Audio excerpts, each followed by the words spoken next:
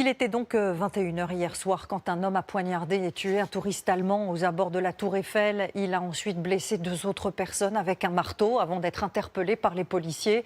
Ses motivations islamistes ne font aucun doute. On fait le point avec Pierre Corieux, Sophie de Vessières et Benjamin Ray. Il est en train de braquer un mec. Pistolet braqué sur lui, ces 2 policiers parviennent enfin à mettre en joue l'assaillant. On le voit ici, avec un marteau à la main.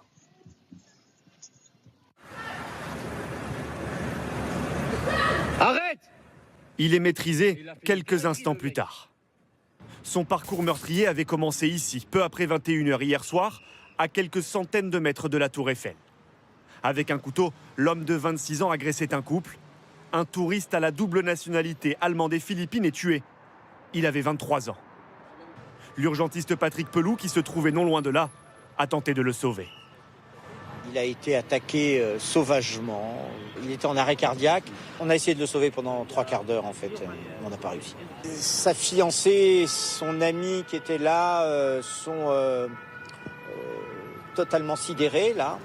Cette femme doit sa vie à l'intervention d'un chauffeur de taxi qui a réussi à faire fuir l'assaillant.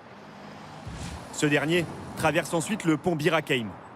De l'autre côté, il s'en prend à d'autres passants, cette fois à coups de marteau. Un Français de 60 ans est légèrement blessé et un Britannique de 66 ans qui promenait son chien est touché au visage. Il demande de l'aide à cette femme qui prévient les secours. Quand j'ai ouvert, j'ai vu monsieur tout plein de sang. Il était blessé. Elle m'a fait d'abord peur. Et après, j'ai appelé 112. L'homme est désormais hors de danger et a pu rentrer chez lui. Des policiers en patrouille font face à l'assaillant à 21h28 sur cette avenue. Mais l'assaillant affirme être en possession d'explosifs. L'un des agents parvient finalement à le neutraliser à l'aide de son taser. Et cet assaillant, il est donc en cours d'interrogatoire. Il avait posté une vidéo de revendication juste avant de passer à l'acte. Il y évoque l'actualité et la mort de musulmans dans le monde. Français d'origine iranienne, il avait déjà été condamné en 2018 pour préparation d'un projet terroriste. Mais il était aussi soigné pour des troubles psychiatriques. Et l'enquête devra évidemment déterminer s'il y a eu des failles dans son suivi. Noé Gandillot. Le parquet national antiterroriste est saisi. La garde à vue de l'assaillant présumé a commencé. Et le profil d'Armand R se précise. Né en 1997, le jeune Français de 26 ans, dont les parents sont iraniens, est fiché S. Il est connu de la justice pour son islamisme radical et ses troubles psychiatriques. Il a été condamné à notre connaissance à 4 ans de prison. C'est l'information que j'ai au moment où je vous parle. Il les a effectués en 2016 parce qu'il avait déjà voulu passer à une action violente, mais qu'il n'avait pas fait puisqu'il avait été interpellé auparavant par la DGSI.